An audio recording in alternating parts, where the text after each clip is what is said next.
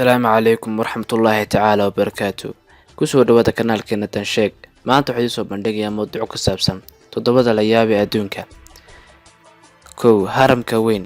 Haramka weyn waxaa la dhisay 2561 ilaa 2564 miilaadiga ka hor. Waxaana ku yaalaa deegaanka Giza ee dalka Masar. Waxaana dhisay boqorkii Khufu oo ka tirsan qoyskii saddexaad ee maamula faraacinada. Waxaana injineerka ahaa la oran jiray Xam Ayunu. sababihii loo dhisay waxaa ka mid ahaa in boqorkii Khufu inuu ka dhigto qabri lagu aaso isaga marka uu dhinto. Haramka weyn wuxuu ka mid yahay mid ka mid ah layaabada adduunka ee aan ilaa maanta ka suulin caalamka. 2 beeraha Baabil ee xidhan.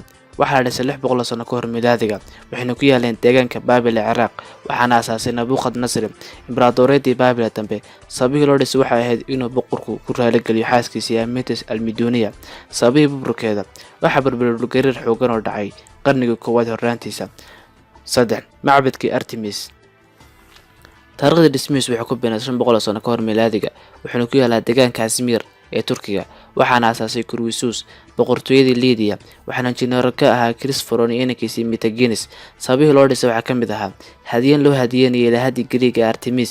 sababta ay u burburtay waxaa gubay macbadkii dadkii Jarmalkii galbeed sanadkii 276 miilaadiga xilliga oo lagu soo duulay magaalada. 4 sanamka Zeus. waxaa la dhisay 435 miilaadiga ka hor waxaana ku yaalaa magaalada Olympia ee waddanka Greek. waxaana dhisay Pericles waqtigii jamhuuriyadda Athena. sababihii loo dhisay waxaa ka mid ahaa weynaynta ilaahay Zeus oo ka mid ahaa ilaahyadii Greek wuxuuna burburay qarnigii 6aad ee miilaadiga.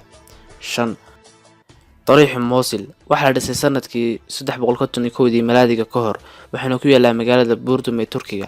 waxaana la dhisay waqtigii boqorkii Mosul ee boqortooyadii Caria. dhismahan wuxuu burburay sanadkii 1494 miilaadiga. 6 taalada Rhodes. waxaa la dhisay 280 ilaa 292 miilaadiga ka hor waxaana ku yaalaa magaalada Rhodes ee dalka Greek. waxaana la dhisay boqorkii Rudanius oo xukumayay magaalada Rhodes. waxaana burburiyay taalada dhulgariir dhacay sanadkii 226 miilaadiga ka hor. 7 minaaradda Iskandariya. waxaa la dhisay 220 miilaadiga ka hor waxaana ku yaalaa magaalada Iskandariya ee dalka Masar. waxaana dhisay Batlamoskii labaad oo ka tirsanaa qoyskii budaalnimada Masar. waxaana injineerka ahaa Sustarius. sababihii loo dhisay waxaa ka mid ahaa si loo tilmaamo doonyaha soo galaya habeenkii magaalada. sababihii burburkeeda waxaa ka mid ahaayeen dhulgariir dhacay sanadihii 1303 iyo 1480 miilaadiga. maanta mawduucuna intaas ayuu ku saabsan yahay. والسلام عليكم ورحمة الله تعالى وبركاته.